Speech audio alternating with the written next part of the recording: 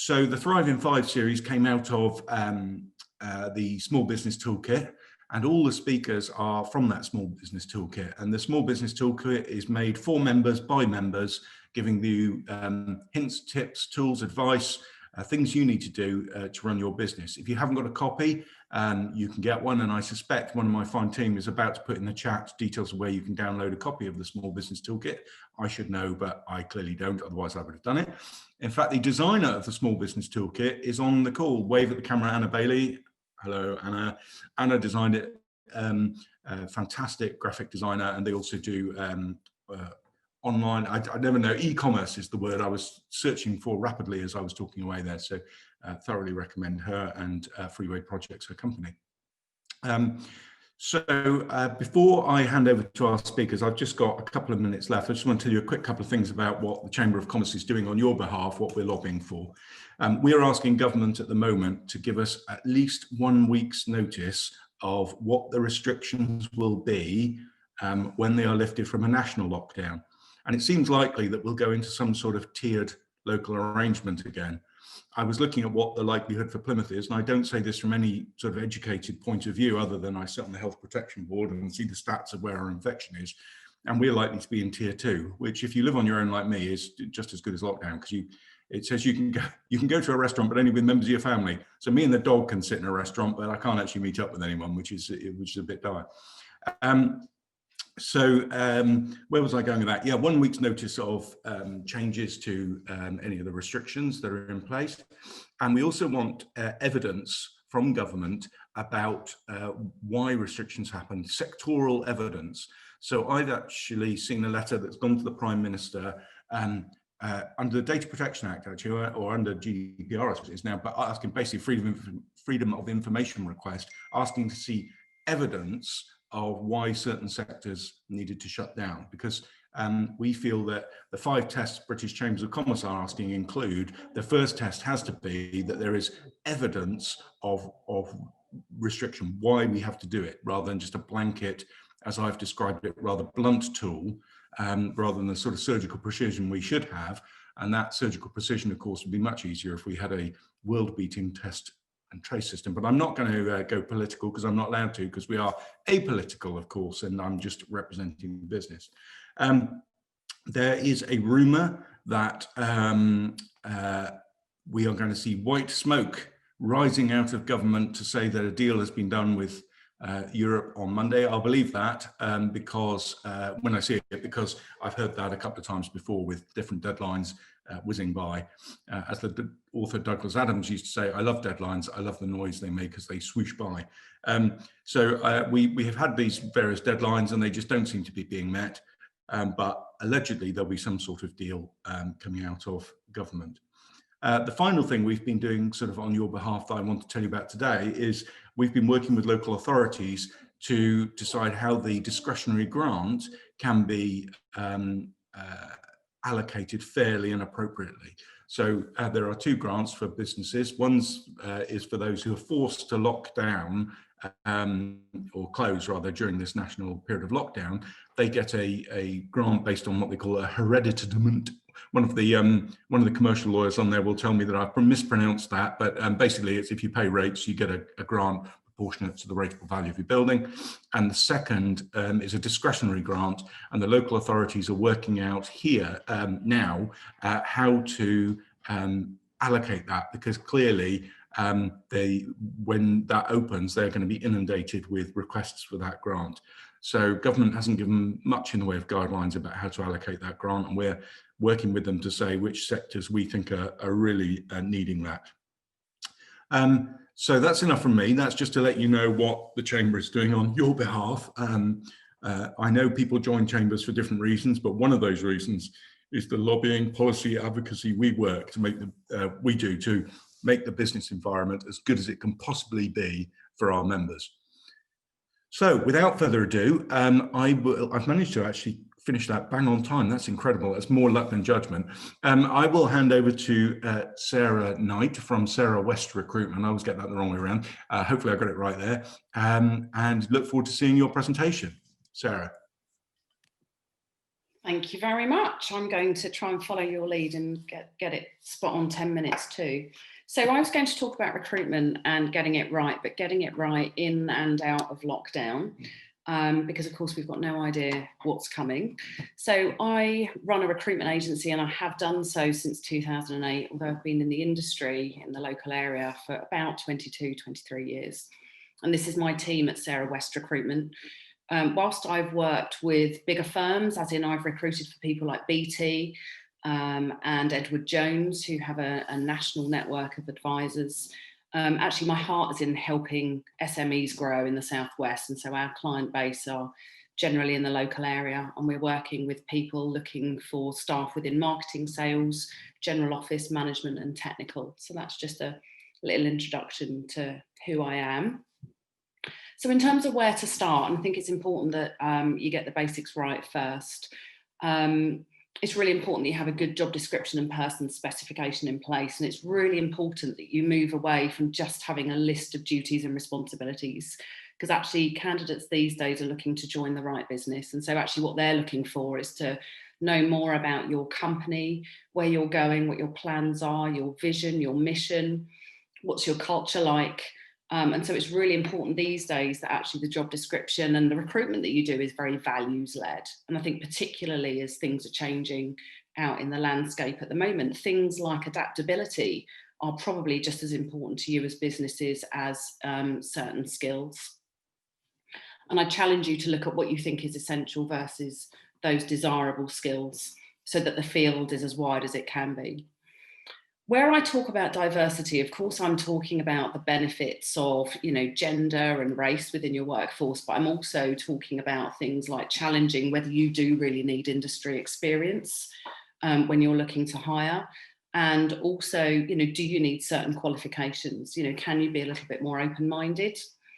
And thinking about the interview process before you start doing anything, of course, and looking at how you would take that online if we are in a lockdown situation. And so as well as your normal interview process, I'll assume that you all already have that, and being able to move it across to something like this, Zoom, and that you've got the right tech in place, that you're also thinking about adding in other elements to the process. So I would suggest something like a social. So whether that's a coffee chat with your wider team, or some kind of quiz, just so that you feel you're getting to know somebody over and above the more formal interview process. And then taking that a step further in terms of making a confident offer, or being confident to do that when you haven't physically been in the same room as maybe the person you're interviewing, is that you're thinking about how can you check skills and experience or behaviours. And so that you're thinking about things like psychometric profiles maybe, or using online testing to check skills like, I don't know, the use of a package, or, the ability to copyright or proofread, that type of thing. And so actually, what else can you add into the process? So it might be that you're thinking about a task, which would be very normal to do at the final stage. So let's say you're interviewing for a marketing person, you could come up with the idea for a task which is really relevant to the role. So it could be, can you present to me, what you do in the first 60 days in your new job? Or could you go through the motions of putting together a marketing campaign for me, and demonstrate what you do if you were lucky enough to get this position, so that you've got the evidence that actually they've got the skills and experience that you're looking for, so that you're happy to make that offer. And then thinking about onboarding on the basis that actually we might not be able to move freely, and this person might not be able to start working in your place of work as normal. Actually, how are you going to get them on board? What setup do they have at home? What do they need? What support do you need to give them?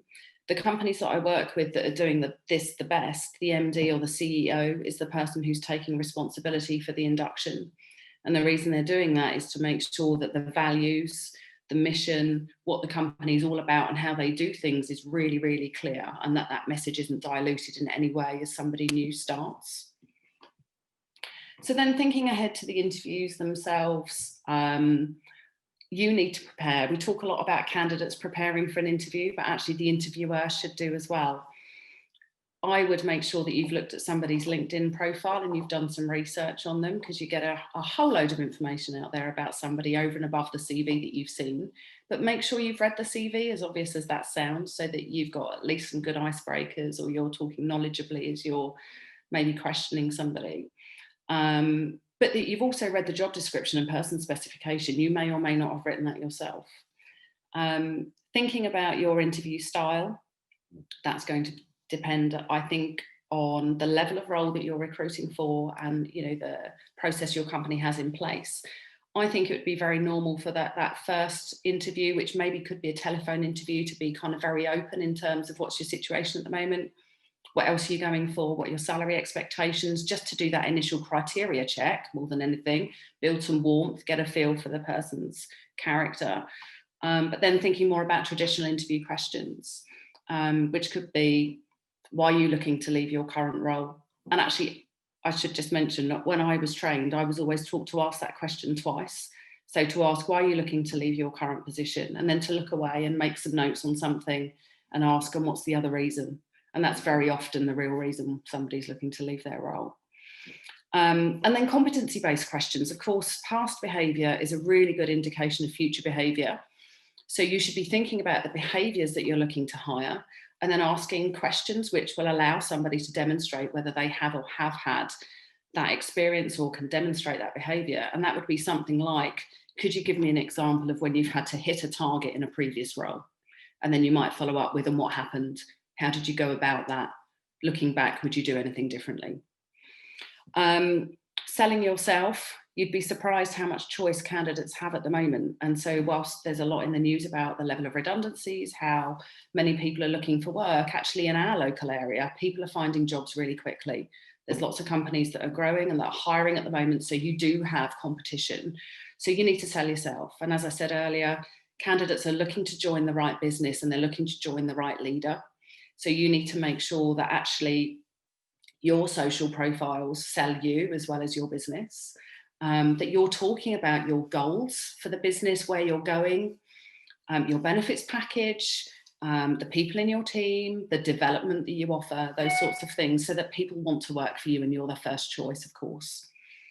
I've put in their feedback. It's just common courtesy, and candidates spend a lot of time preparing for interviews. You'd be surprised how many of them don't hear back from the company that they've met.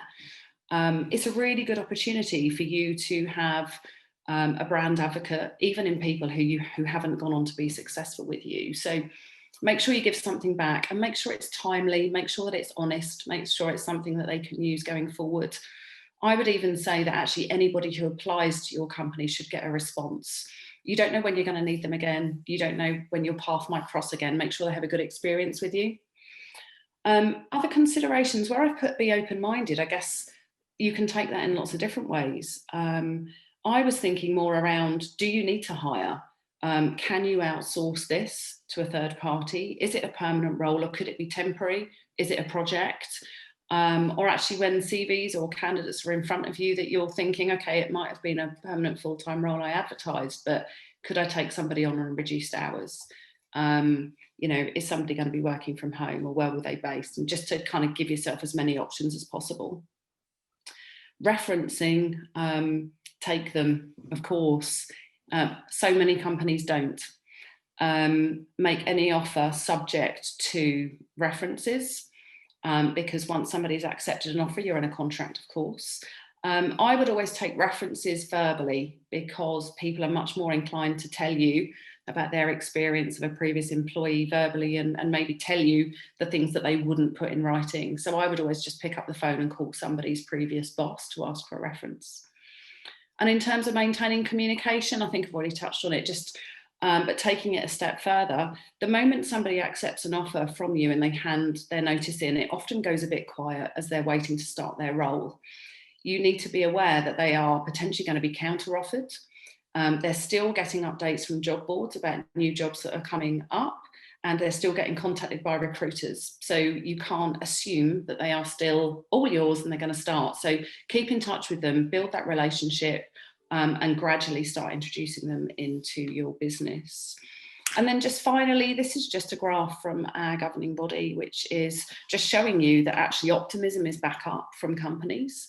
And just pointing out that actually 65% or almost 65% of the people that we place don't come to us through an advert, which means if you're only placing an advert and expecting to fill your role, you're potentially missing out on lots of other people that are looking that you can't even see. So be proactive, use your network, use your current workforce, and find as many ways as you can to get the role out. And of course, the other option is, you go to a professional. If any of this doesn't feel comfortable, you're very welcome to speak to me if I can help at all. And that's 10 minutes. Hang on. Brilliant. Thank you so much, Sarah. So I think if it's all right, we'll hold questions till after Rob's presentation, because that's what the agenda says. And actually, rather annoyingly, I started writing questions, and every time I started writing one, you answered it and I've crossed it out. So get your questions ready. I'll fire off first if no one else does. But without further ado, I mean, thank you, Sarah. That was really, really good. And I'll come back to a couple of things I picked up from that. Perhaps Rob, if you're ready, let's hear from you and have your 10 minutes of presentation. Thank you. Great. All right. Thank you to Sarah.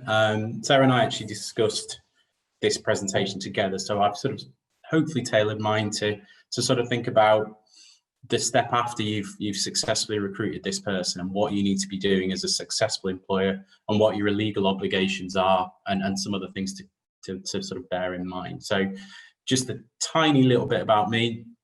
I'm a solicitor at GA Solicitors, Head of Employment, so I act for both employees, employers on a wide variety of different employment-related matters, including what we're going to talk about today, things like drafting contracts, etc. So that's a tiny bit about me. So day one, obviously you're going to be welcoming them in, or virtually welcoming them in, however we're going to be doing that. So just a couple of things to think about. Straight away, do they actually have the right to work here? You should be checking certain documentation. So this can be things like their passport, birth certificate, registration, naturalization in the UK. Obviously, from the 1st of January next year, Brexit is going to kick in, and I believe we're going to a points-based system. So if you are going to be recruiting sort of non-UK residents, you've got to bear those sorts of things in mind. Second thing is to think about your obviously inductions. Health and safety is going to be paramount at the moment, obviously with the pandemic. So what have you got in place? And you need to make sure that's adequately and clearly communicated. IT is going to be fundamental as well, especially people when working remotely. So have they got the systems? Do they know how to use them, etc. And then think about any sort of job specific training that you need to give them. So this is a fairly obvious one that I'm sure everybody is aware of. Moving to the sort of the law, so to speak. So day one, you are to provide what's called a written statement of employment particulars. This is not the same as an employment contract. This is more a statement of key employment information, and it has to be given now on day one. That was a change that came in on the 6th of April 2020. Prior to that, the written statement had to be provided within 2 months of their start date. This is not necessarily the same as a contract to employment, although it can be included in a contract to employment, and I'll come on to that in a moment. So I've just bullet pointed here and on the next slide everything that needs to be provided to ensure that you've complied with this legal obligation. So just to really quickly touch on them, who the parties are, when they're starting, what their probation period is, and I'm going to touch on that in a minute, their job title, where they're going to work, what they're paid, when they're paid. Benefits is a new one that came in April, and this really should cover anything, contractual and non-contractual benefits. So it can be big things such as private medical care they should be informed of, but it can be minor things such as free fruit that is available, or an hour's lifestyle pass is available per month to take off. Then their hours of work, any training requirements you have for them, what their sickness and holiday entitlement is, what are the paid leave is available to them. So that would be things like statutory maternity pay, paternity, shared parental leave, etc. What their notice period is, and again, I'm going to touch on that again in a little bit about grievance and disciplinary procedures, pensions. and collective agreements, but that really only relates to sort of often larger employers that may be sort of unionized, and they have collective agreements. But that's what the law says you must give on day one in writing to your employee. So best way to do this, in my opinion, is a contract of employment, because this can go a lot further than what you've just seen there. So it would be a big recommendation from me. So the first point to touch on is extending notice periods. And this really bleeds out of something Sarah was talking about a few moments ago, that job market in the Southwest is looking buoyant from what Sarah's just explained. So therefore, there are good jobs about. People may be leaving. Statutory notice for an employee, if they want to resign, is 1 week. Regardless of how long they've worked for you, is 1 week. So imagine you've gone through a long-winded recruitment process that's taken a long time. You've got the candidate you think is wonderful. They've been in post 3, 4, 5, 6, 7, 8 months, whatever it may be. And then they leave, and they leave on 1 week's notice. You're going to be in a potentially difficult position because there's nothing you can do about it. You can't prevent them from leaving. You may be not have anybody for them to take over their duties, etc. So one thing you might want to think about is extending notice periods. Examples can be a 1 month notice period that an employee needs to give, 3 months, going up sometimes to 6 months for senior hires. So something you should really think clearly about. Confidentiality is next. So again, you didn't see that on the previous list of what is in a written statement of particulars because it's not required, but you may have very sensitive confidential information in your business. You probably all do, and you may want clauses in your contract to deal with protecting that both during and after their employment has ended. So again, that would be the best place to deal with that. You could also consider something called post-termination restrictive covenants, which again, some of you probably are well aware of. These are designed to effectively prevent a former employee doing something for a period of time. So that could be saying for 6 months after their employment has ended with you, they can't try and poach any of your customers or clients, or 6 months after their employment's ended with you, they can't take up a job next door or within a couple of miles radius of the office where you work. So they can be really useful, but there needs to be a little bit of thought given to them to make sure they're not too onerous or too wide, because restrictive covenants that are too onerous or too wide can be deemed to be unreasonable and therefore void and have no effect. But again, useful things. Not on my list, but other things that could go in a contract of employment would be layoff clauses. So layoff is different to dismissal. Layoff is whereby you don't have enough work for somebody for a week or 2 weeks and you just say, sorry, there's no work for you to do. They don't come into work and they don't get paid. Commonly, this was seen in manufacturing and construction, where there can be fluctuations and downturns in work. At the early part of the pandemic, these clauses were being looked at a lot in employment law. Obviously, furlough came along, which made life a lot easier. But furlough will, I'm sure, eventually end. Can't go on forever. And whilst the vaccine for the virus is coming in next year, hopefully, there probably will be outbreaks for coming years. And these sort of clauses might be useful if an employer has to temporarily shut their business for a week or two. So they need to go in an employment contract. So there's a number of things you can put in an employment contract, and they are very useful things to do and have in place straight away.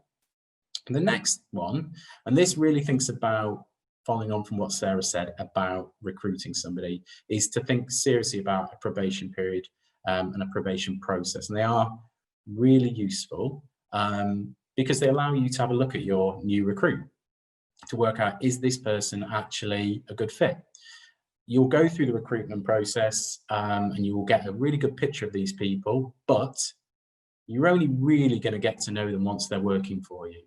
And it's only then that you can really see, is this person a good fit? Are they really what they said they were in the interview process?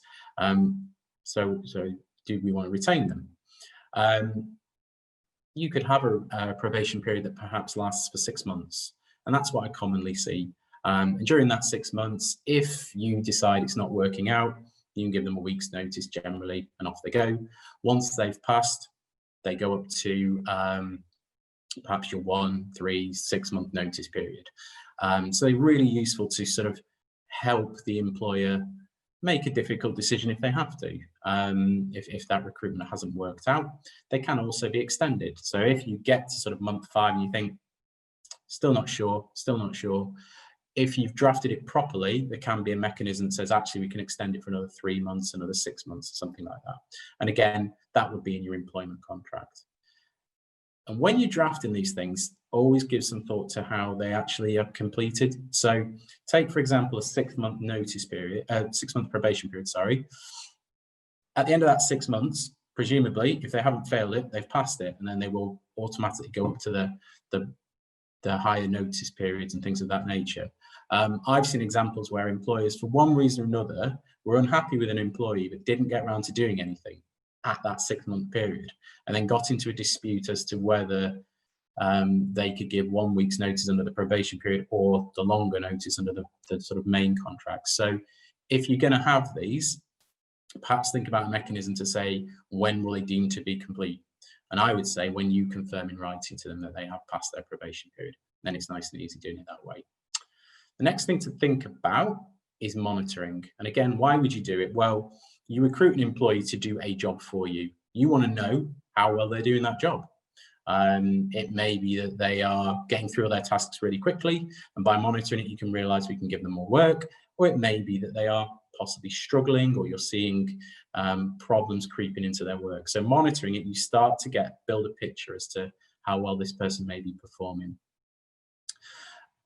And keeping records is really crucial. I've had clients in the past come to me to say, we want to let somebody go for poor performance. I ask them, okay, what data have you got? What evidence, what information? And I get blank stares back. Well, we haven't got any. We just know they're not very good.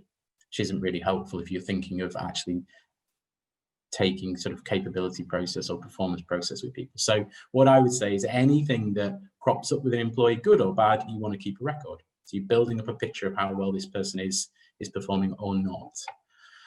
Another way to do this could be, pardon? 1 minute, please. Right. KPIs, I'll speed up a little bit. Check their KPIs, speak to them regularly. And you don't want to just do this during a probation period as well. You want to have this all the time. And the final slide, which I'll go through relatively quickly, is if the recruitment has not worked out, which sometimes that happens, what can you do? Well, if you've done a proper probation period, it might be fairly easy to bring that employment to an end on sort of 1 or 2 weeks notice.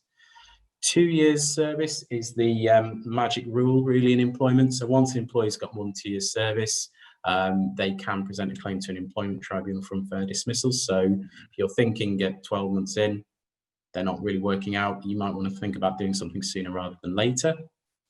There are exceptions to that 2 year rule though. So people who are pregnant or on maternity leave, if you dismiss them, they don't need 2 years service to make a claim. Similarly, people who have whistleblown or raised health and safety issues. And finally, discrimination claims, you just need to watch out for because they are day 1 claims as well. And that is where somebody's being poorly treated because of their age, gender, gender reassignment, race, nationality, religion or belief, pregnancy, maternity, marital status, or sexual orientation. So a little whistle-stop tour of what to sort of think about in the early months of employing people, and also what your options are if sadly it hasn't worked out so well. Okay, there you go. Thank you. Thank you, Rob. Debbie Stafford's put in the chat there, and disability. Absolutely. Yes, good point. I missed that one, sorry. Rob was looking at his cheat sheet there, and it's always difficult to do, isn't it? It's like when I'm talking and reading the chat at the same time, I end up saying what's in the chat, which can be very embarrassing. Thank you, Rob. That was really, really interesting, and we're ready for questions. I've got a couple in the chat that have come to me privately and a couple for myself.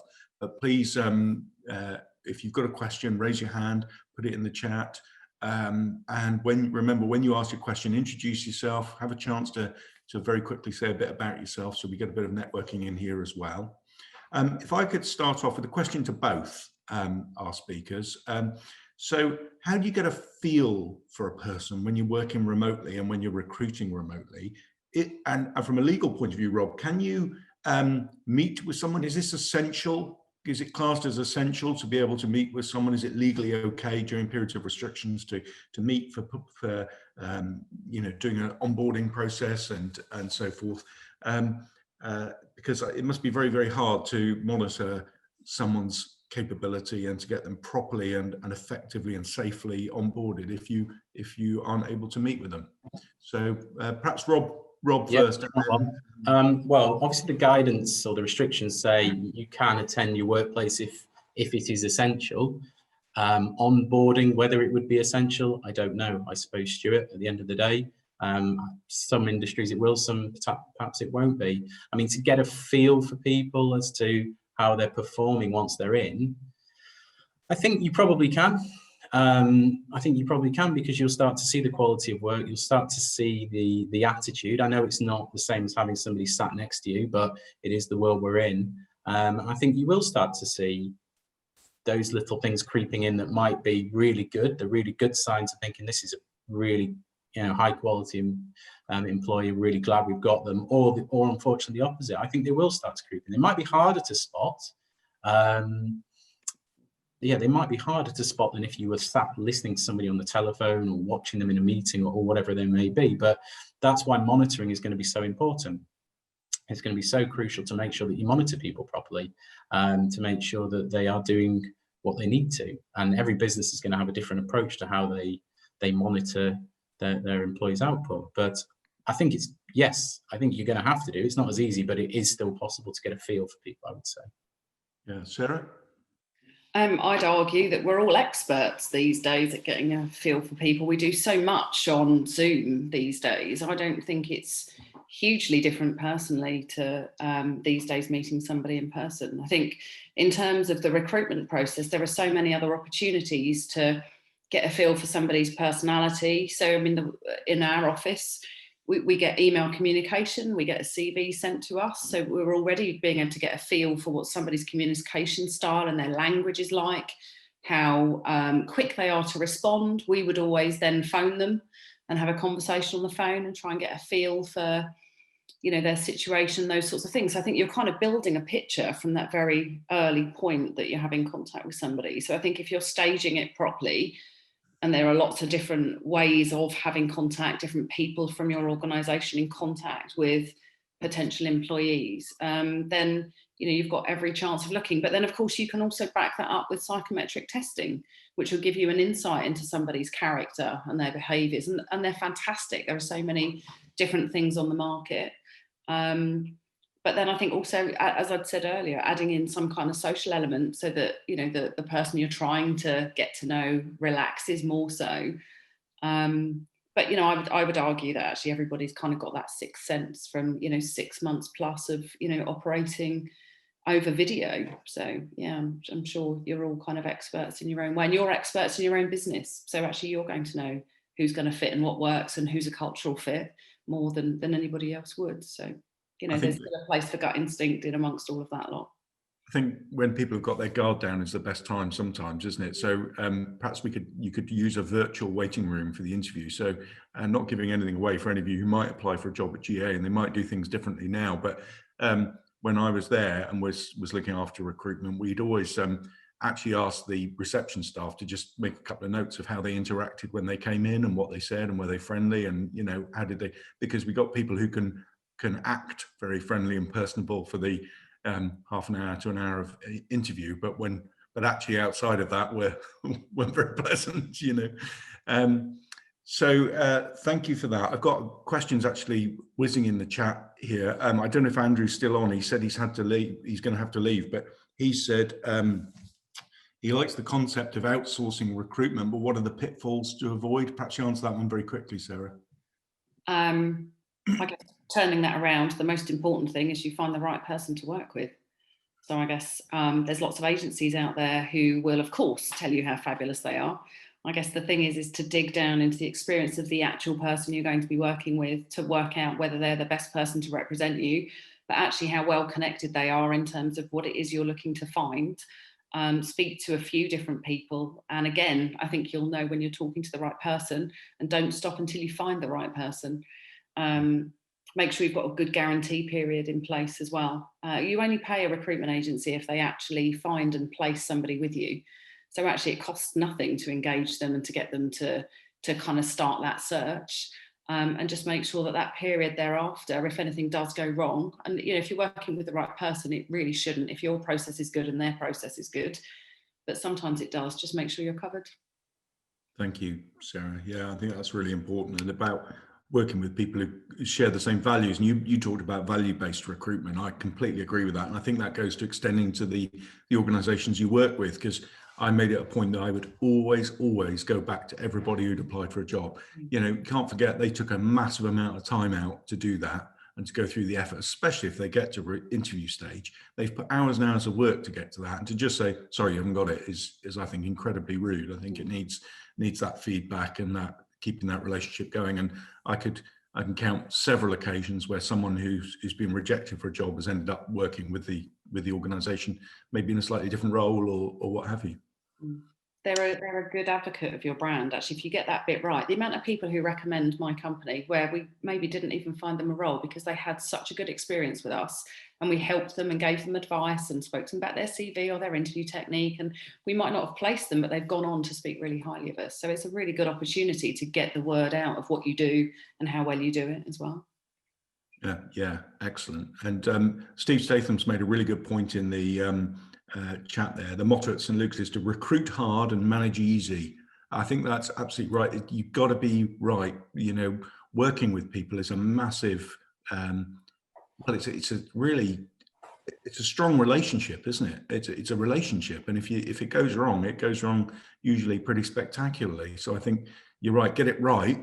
Spend all that time to get it absolutely right, and then do the Richard Branson thing where he said, hire the best people and then get out their way, because to be micromanaged is probably the worst thing in the world. It just demotivates everyone. So just get out their way. Just hire the people who've got the skills and experience and do that.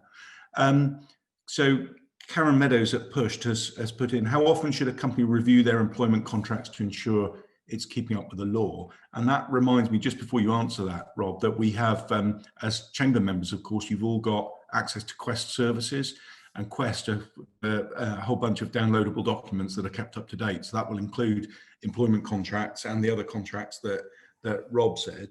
But Rob, how often should you review your documents? I think there's two ways to look at it.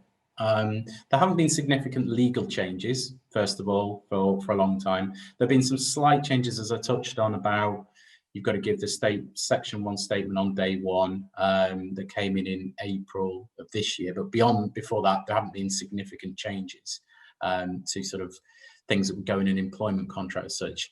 I think the better way possibly to look at that question is you should be looking at it yourself to make sure it still works, because they'll be drafted at some point, either by yourself or by somebody on your instructions. But do they actually work? When you're actually testing them, when you're actually using it, is that what you do in reality? And if you find you reread the contract, we never do any of these things that are in here. Well, if it's overtime, we do something completely different from what we've actually written down in this contract. I think that's the way to look at it. So possibly, every 6 to 12 months, just read them and think, are they still right? Are we still comfortable with what these things are doing? The law has slightly changed, but only for sort of new recruits. So the changes in April were for brand new recruits. So they don't really affect those who've already with you, so to speak. So yeah, I think that's where I would look at it. And then if you feel like this just doesn't seem right, or we're just uncomfortable with what's here, or it's been a long old time, then you can always get in touch, like Stuart says, with the likes of Quest, or you can engage with somebody like ourselves to say, look, are these up to date? Is there anything that we need to do to these contracts? Do they still sort of reflect best practice or not? And a lot of lawyers, etc., probably will review them cursory as either for a low cost or no cost, really, to sort of say, well, it looks all right, or actually, yes, things have moved on this point, and this point. So you may want to think about revisiting that. But I think the stronger argument is, does it work for you? And the same is true for any sort of policies that you may have. They're not contractual, but any policies like your disciplinary policy, your social media policy, health and safety is a really good one at the moment.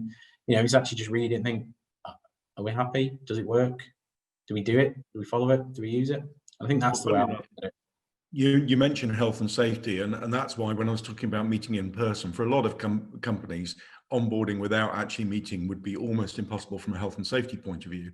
And Helen has made a good point to me privately in the chat that meeting in person is particularly pertinent at the moment with kickstart placements. So if you're taking on a young person who this may be their first experience of a workplace, I would say it is essential to meet them. And I would argue that you'd have a legal obligation almost to meet them, and that it would be very hard for anyone to criticize you for arranging a meeting to talk about things like health and safety and proper employment practice, as long as you, of course, do it in a COVID secure way. Someone's asked in the chat, in fact, now they've asked it privately, so I won't call on them to ask it. When you are recruiting, how long is right for the recruitment process to last? Is it 4 weeks or longer? If it's too long, does it put off potential applicants? So what's the right length of time, Sarah, to do that?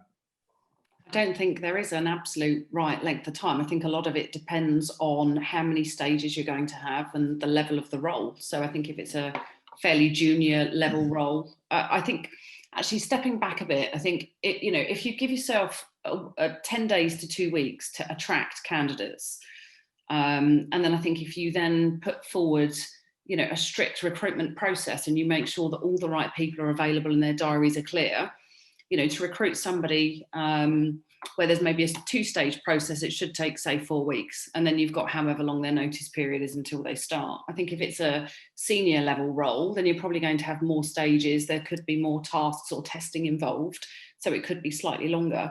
I think, yes, if it's too diluted and you're not on it quick enough, you could lose people out of the process. But equally, you need enough time to get it right. So I think that's the thing, is to make sure it's well planned, it's well thought through, and it's slick on your part. You might still lose people, but you need enough time to get it right. Yeah, I think that's the important bit for the business, of course, is to get the right person, however long it takes.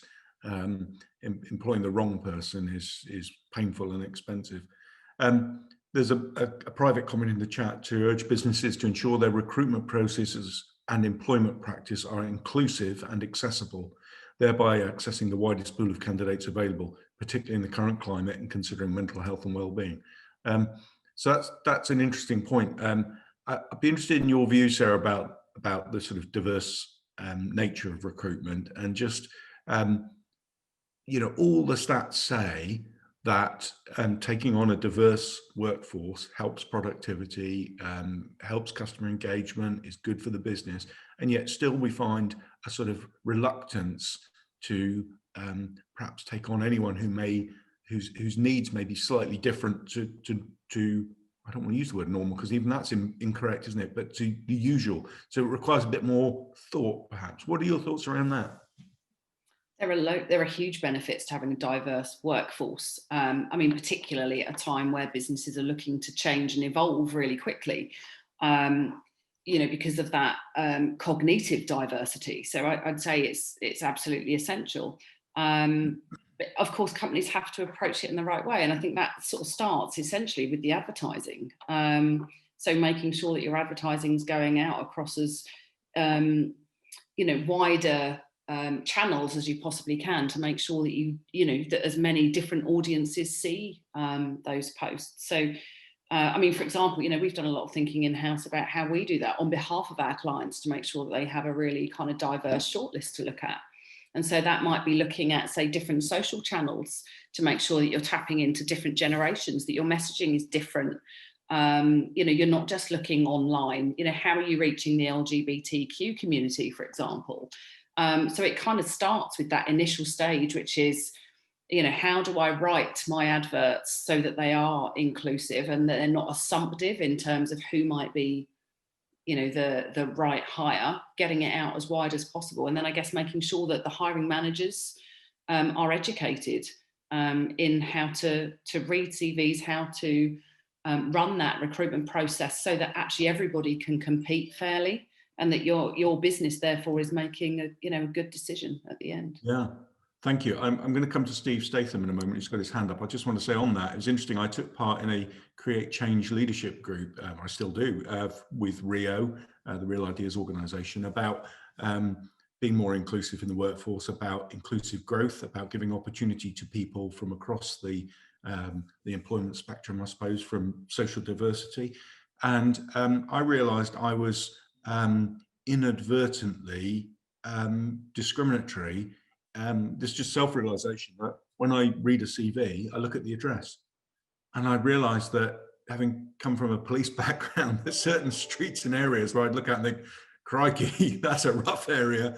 And I suddenly thought, well, why am I doing that? You know, that you can at least look at the actual skills, and I can understand why some organizations therefore take all the identity factors out of recruitment.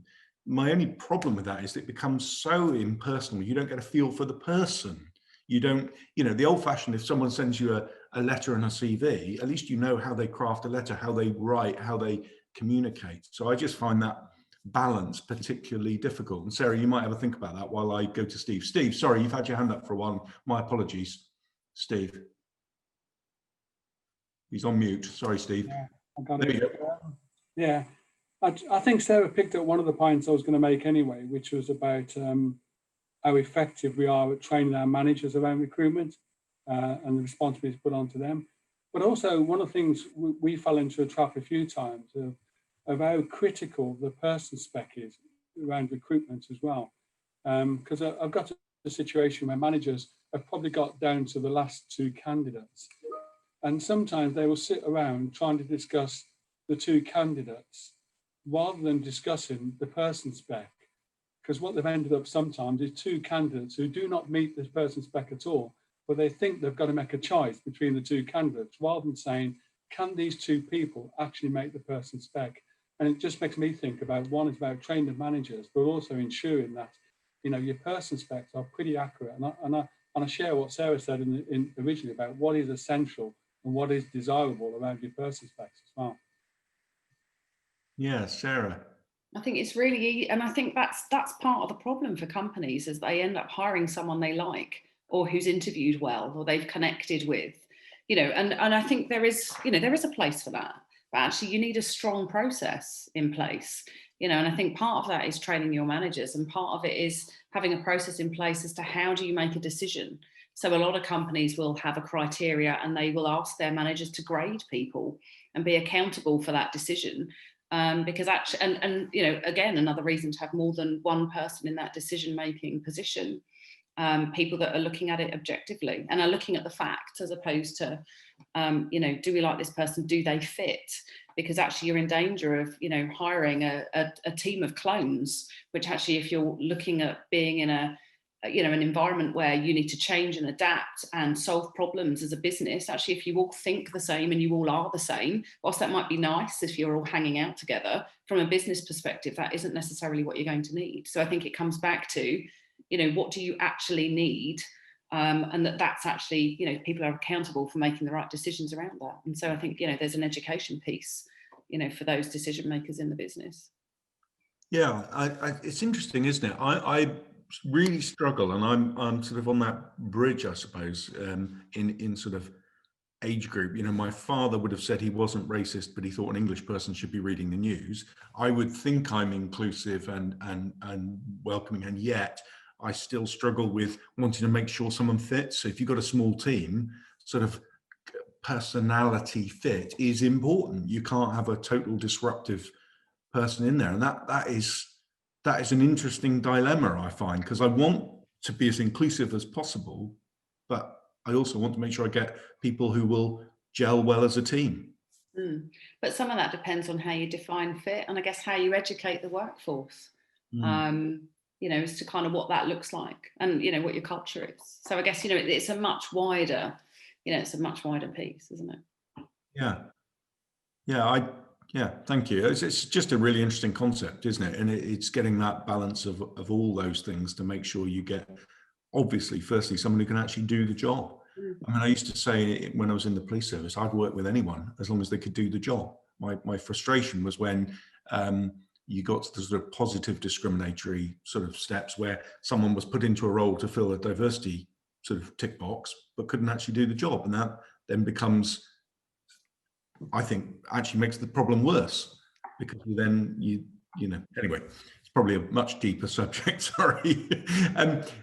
Sarah's actually asked a question of Rob about how how enforceable covenants are.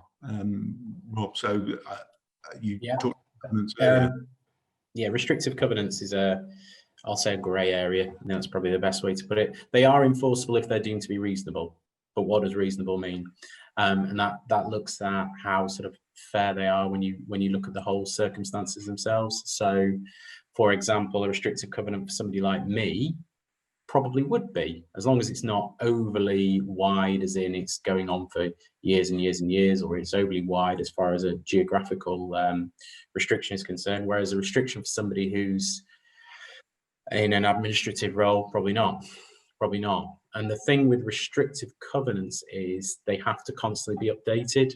So, for example, if you ask somebody in a very junior role to sign up to one, and it would not be enforceable for that person, and then by 10 years later, they're promoted to a director level, if you then try and enforce that restrictive covenant, you would look back at when they signed it, and was it reasonable at the time when they signed it? So when they would have joined the business. So you've really got to think carefully about, is it reasonable?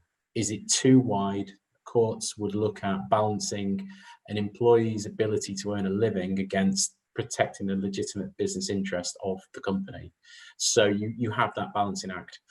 The other thing I would say is a lot of them don't ever get enforced, because there's sort of the process of actually enforcing a restrictive covenant and the sort of remedy, if you will, are often outweighed by the cost and things like that. So where they can be of value is you have them and you tell employees this is what we expect of you, and we will potentially enforce these things. Whether many employers actually enforce them, probably not.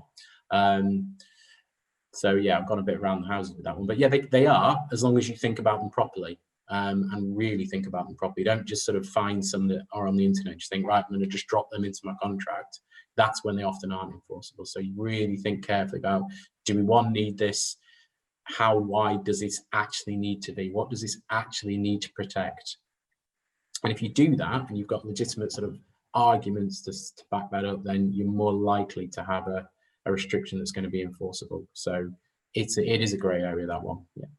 So we're running out of time. I just want to ask one last question. I'm going to illustrate this with a story, which is a true story. And my friend wouldn't mind me saying this, so please don't anyone on the call take offense. But it's about, should you be scared of employing people with diverse, from those list of protected characteristics? Because, I had a friend who's gay. He's not, he wasn't openly gay, and he certainly wasn't noticeably gay in any way at all. But he went to work for Brent Council. This was about 30 years ago, when Brent Council was about as left-wing and right-on as you could get. And he asked a co-worker if she could move her car, and said, "Would you mind moving your car, my lover?" Next thing, he was hauled up in front of their sort of HR team because he'd called her my lover. And this was sexist and terrible. And he said, and I quote, "I can't decide if you're discriminating against me because I come from Devon and use colloquial language, or it's because I'm gay." And there was a long pause, and they said, "Well, I think we've made our point. I think that's that meeting over. I think, backpedal," because they were so frightened of what they just opened. So final question, we've only got a minute. Should you be frightened of employing people who have protected characteristics? No. No. You're not going to get sued to smithereens. No. As long as, what you've got to be careful is you don't treat people badly because of their protected characteristics, unfairly because of their protected characteristics. There's no problem whatsoever. If you employ somebody who's gay, so what? It should be as capable as somebody who's heterosexual. Just absolutely no bearing. So no, if they're the right fit, they're the right fit. I'm glad you said that. That was exactly what I was hoping you'd say. And I'm with that. Employ the right person. Sam, were you asking a question there? I saw you had your hand up. I just had a very quick point, really, from an employee's point of view. From a few years ago, quite an interesting point. I went for an employee through the whole process of employment for a very large company, probably about 8-9 years ago now. And I had a daughter at the time, and I needed to work like full time, but I knew I had to pick her up from school. The job that I went for was Monday to Friday, 9 to 5, and went through all the interview process. I knew I'd be good at the job. I knew that I had the experience and that I would enjoy the job. So through the whole process, I never mentioned that I would need to work split shifts. And then they gave me the job, and then once they gave me the job, I mentioned and sold to them basically and said how well it would work if I did the split shifts, because I would be there at the points when they needed me, when it was obviously the busiest times. So she sort of thought, okay, and we kind of went with it, and we put that in place. And then after my 6-month probation period, she actually admitted to me in the interview that if I'd have actually said in the interview process that I wouldn't be able to do those hours, that she wouldn't have employed me. But she was actually really pleased that I didn't, and that she did employ me. And I went on to work for 4 years for them. Yeah. So it's just about a really good point about being open-minded and for employers. Absolutely. And I wasn't at all, excuse me, I wasn't at all scared on a Zoom call talking about employment when one of your own employees says, can I just make a point? I was very worried about what was going to happen then. It could have been, Stuart's the most discriminatory, terrible employer. That could have been awful, couldn't it? Okay, look, I appreciate we've come to the end of this. I mean, firstly, I hope you'll all join me in thanking our speakers, Sarah and Rob, for a really, really interesting session. And I think there could definitely be a further session about how we encourage inclusive recruitment and inclusive employment practices. And if any of you want to be part of that, I think that would be brilliant. I really think that's a subject that we need to work on to educate people like me who need a bit of educating and knock it into my head about how I can be more inclusive and a better employer. So thank you all. Please remember to tweet how brilliant this has been using Thrive5 as the hashtag Thrive5. Unless there's anything burning, we're a minute over, so I'm just looking around. If you need anything to say anything, just wave vigorously at the camera now. Otherwise, I think we'll call it quits. And thank you, everyone. That was really good. Thanks all. Bye-bye.